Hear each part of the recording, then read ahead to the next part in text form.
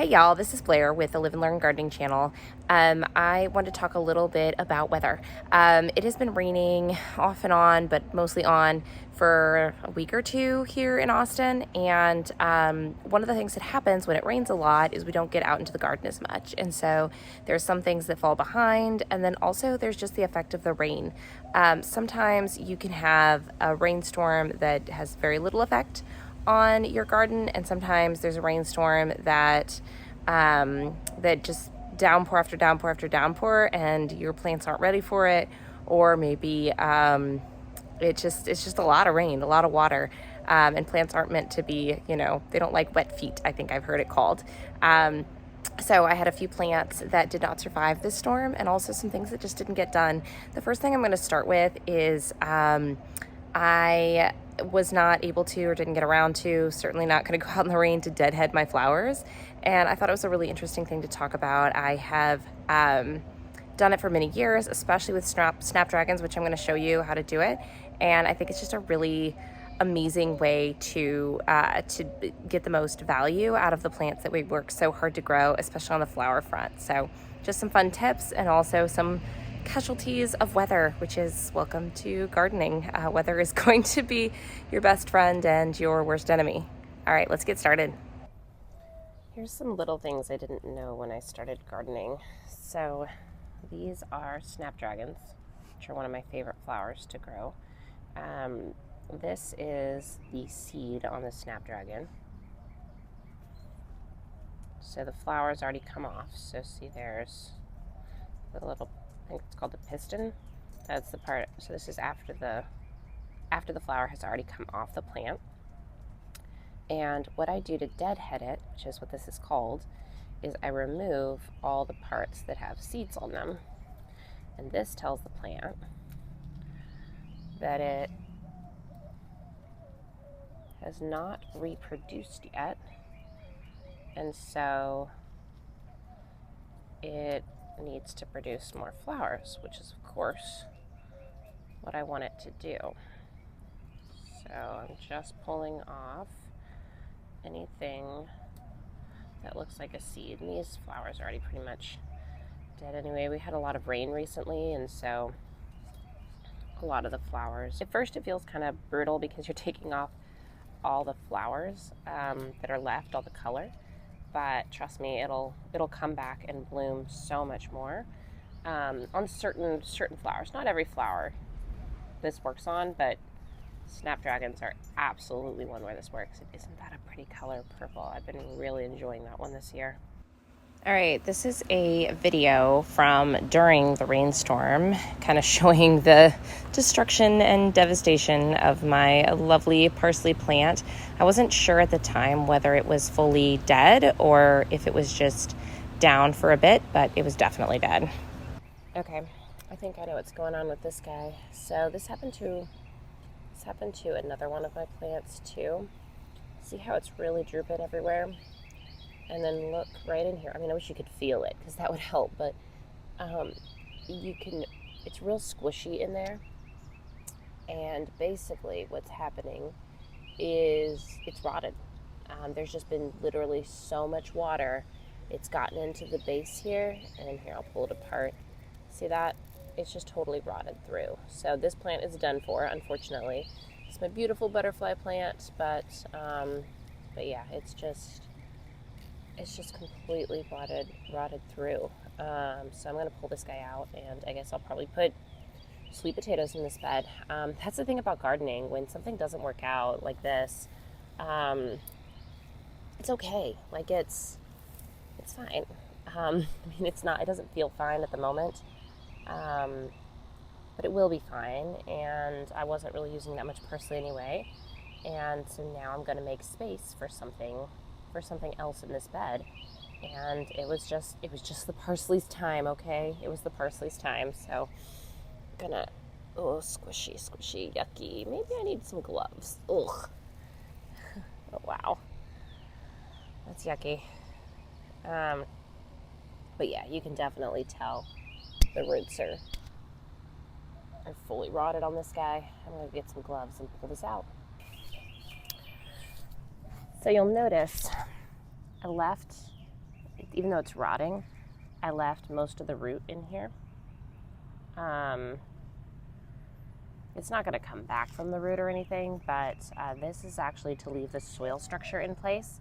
So I'm going to plant something else, and I'll just plant it here or somewhere around. But I'll kind of leave this area because the microorganisms have formed a structure around the roots down there, and it seems to help the soil to leave that aeration and structure in it. So I typically leave the root in there if at all possible.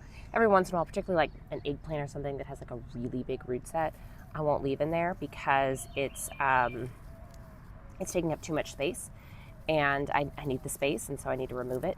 And it doesn't break down very quickly. Like I'll leave a eggplant root system in there in the winter and overwinter, and it still will be there in the spring. So what I'm going to do here is this guy has completely fallen over. I was going to save the seed, but then I remembered I don't really like this plant anyway. And it's just kind of in the way. So again, I'm cutting right off of the root base. This will rot in no time at all. So no problem there. And even when I do pull out the root base of something that's pretty substantial, I won't yank the whole thing out. I'll just keep cutting down until I've got enough space. Every once in a while I'll yank it out, or if it comes out real easy, sometimes I will. If I'm pulling out the plant and the root base come out, I don't get upset. I just do try to preserve it whenever I can. I'm also taking out more than I normally would of the waste in this bed, just because I'm seeing a lot of pill bugs, and I'm worried about planting anything in here with all these pill bugs. So that's why I'm doing that. All right, let's go put this in the compost. So I want to talk about this. This is interesting. So see how this plant is completely stripped, just every little bit gone. Now caterpillars can do this, normal caterpillars, and they may have in this case. There were quite a few caterpillars on it, but I really think, and I can't find the culprit here, but it is right now tomato hornworm season. And these guys are, if you've ever seen the book, The Very Hungry Caterpillar, that is exactly what these guys are. They eat everything, and very quickly. And so the fact that every little bit is stripped off this whole plant makes me think I have a tomato hornworm. But it's interesting because I've got a tomatillo plant right here, and it's happy and healthy, and none of the stuff have been eaten off. I even, the day before this happened, came out because a neighbor had a tomato hornworm, and I thought, oh, it's the season.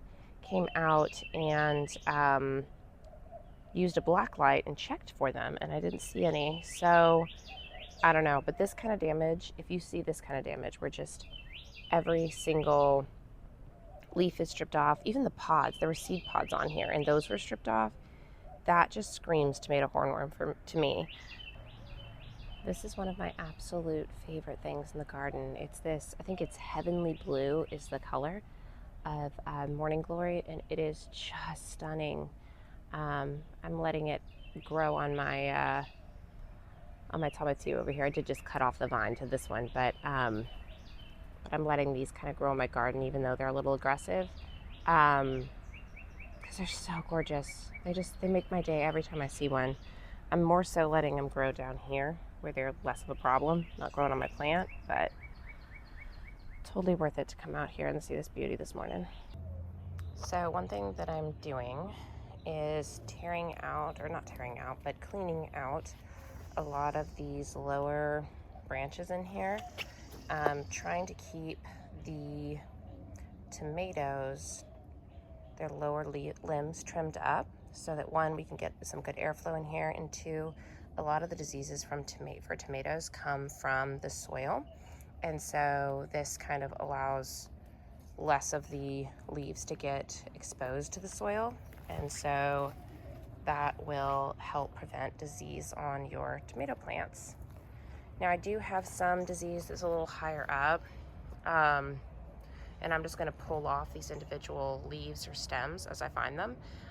You're always going to get some sort of disease on your plants, as long as it's not taking over the whole plant and you see lots of healthy new growth, you should be okay. So this is absolutely a case. See, this guy broke. No big deal. But I am going to go ahead and cut it off because that's just, don't know if you remember biology. I remember it vaguely from high school.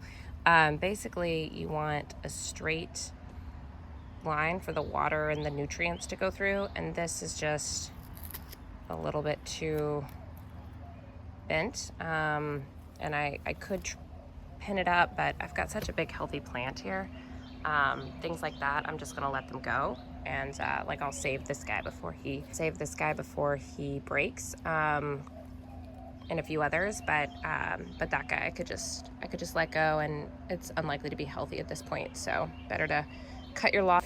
All right, thanks for hanging out with me while I clean up after the storm, and a few tips along the way, but mostly just some encouragement. Just because things die, just because they droop down or a few branches break in a storm doesn't mean that your garden has failed by any means. It's just a process of cleaning up, and in some cases, like my parsley, I'll be starting over with something hopefully really exciting like sweet potatoes, which will also be equally beautiful in that spot. So super excited to do that, and hope this is a little bit of encouragement. And just remember, even after a bad storm, what is it? There's always a rainbow after the rain. And so just remember that, and go out and get back out there and go garden.